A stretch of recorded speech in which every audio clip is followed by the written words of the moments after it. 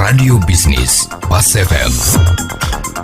Halo mitra bisnis, kembali saya Nina Amelia bersama Anda untuk Tax Corner dan kali ini menjawab pertanyaan Ibu Julita. Pak Agus, belum lama ini kantor pajak mengirimkan surat permintaan klarifikasi yang menanyakan selisih ekualisasi pada akun harga pokok penjualan di SPT PPH Badan dengan pembelian di SPT PPN.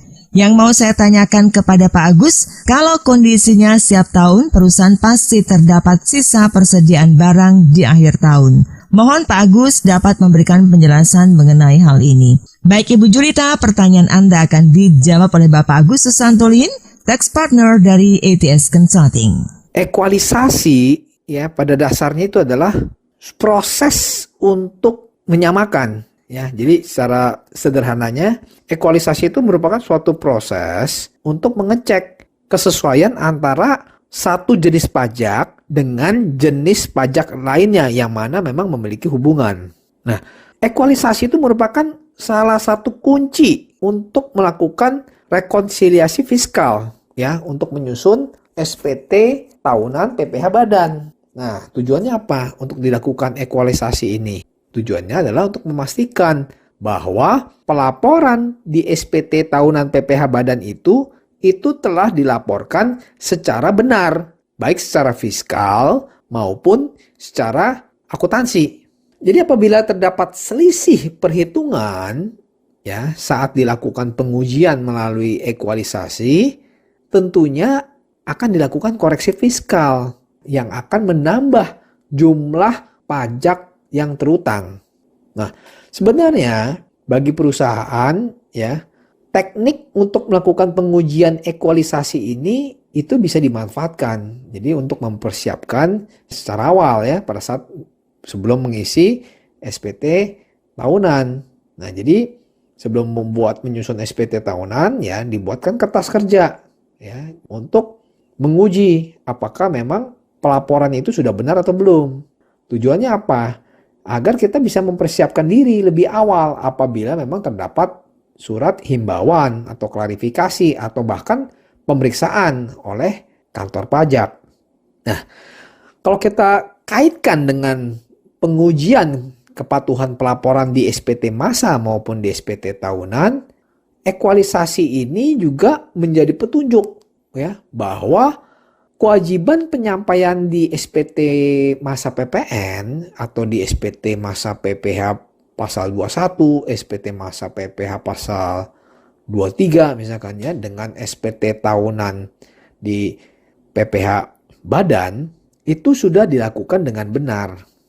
Nah, jadi kalau sudah benar, maka ekualisasi yang dilakukan oleh wajib pajak itu bisa digunakan ya untuk memastikan apakah seluruh omsetnya itu, misalkan omset itu sudah dipungut PPN misalkan ya antara omset di penjualan yang dicatat secara akuntansi dengan di SPT PPN.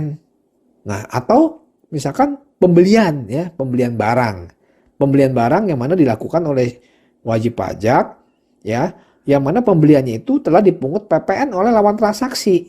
Nah, jadi nanti disandingkan dengan pembelian yang dicatat di laporan di akuntansinya, di pembukuan ya, di GL seperti itu.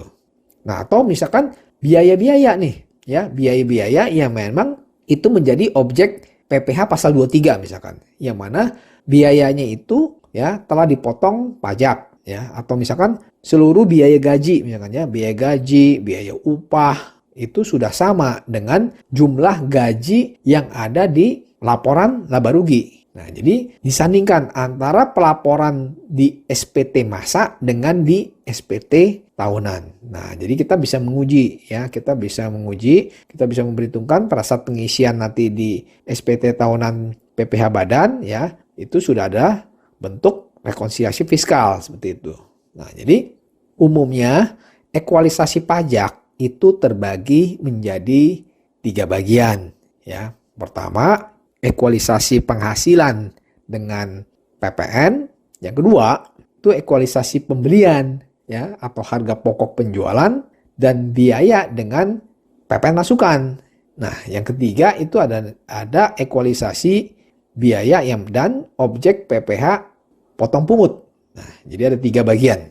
Ya, pertama ada penghasilan dengan omset dengan SPT PPN, terus ekualisasi pembelian ya dengan biaya dengan dasar pengenaan PPN dibandingkan dengan total PPN masukannya ya. Jadi pembelian yang dicatat di laporan akuntansi dengan di PPN masukan, dan juga ekualisasi biaya-biaya ya, yang mana apakah sudah dipotong PPh-nya kalau misalkan ternyata ada objek PPh-nya seperti itu ya. Jadi prinsipnya ekualisasi PPN tujuannya adalah untuk menghindari adanya pelaporan pajak yang tidak benar. Nah, karena apa? Karena kalau misalkan terjadi pemeriksaan pajak, kantor pajak menemukan adanya selisih yang terjadi dalam pelaporan SPT tahunan PPh badan, jadi wajib pajak bisa mengantisipasi. Nah, dengan melampirkan bukti-bukti yang dibutuhkan, ya, sehingga terhindar dari sanksi denda karena dianggap tidak membuat laporan. Nah, simpelnya begini. Jadi, untuk misalkan kalau untuk ekualisasi penghasilan dengan objek PPN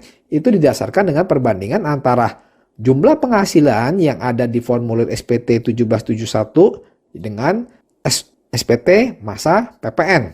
Nah, sedangkan untuk ekualisasi pembelian dengan objek PPN didasarkan pada perbandingan antara jumlah pembelian yang ada di form SPT 1771 di PPh badan dengan jumlah PPN masukan dalam 1 tahun. Nah, seperti itu. Jadi, saya mau jawab pertanyaan Bu Julita ya. Jadi untuk perhitungan harga pokok penjualan itu memang itu terdiri dari perhitungan saldo awal persediaan ditambah pembelian dan dikurangi saldo persediaan akhir. Nah, tapi memang biasanya yang menjadi concern bagi kantor pajak dalam melakukan ekualisasi harga pokok penjualan adalah membandingkan jumlah PPN masukan ya, dalam ini PPN pembelian yang dipungut oleh lawan transaksi.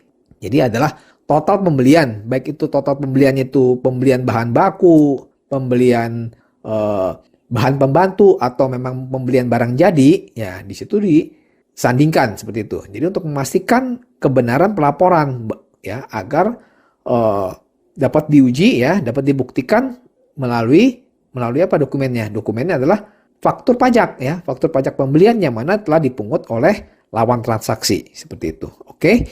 Demikian penjelasan dari saya. Saya Agus Susanto Lihin, semoga bermanfaat untuk Bu Julita dan pendengar Pas FM. Demikian Agus Susanto Lihin, Tax Partner ATS Consulting dalam Tax Corner Radio Bisnis Pas FM. Jika Anda memiliki pertanyaan seputar pajak, email ke redaksi@pasfm.com.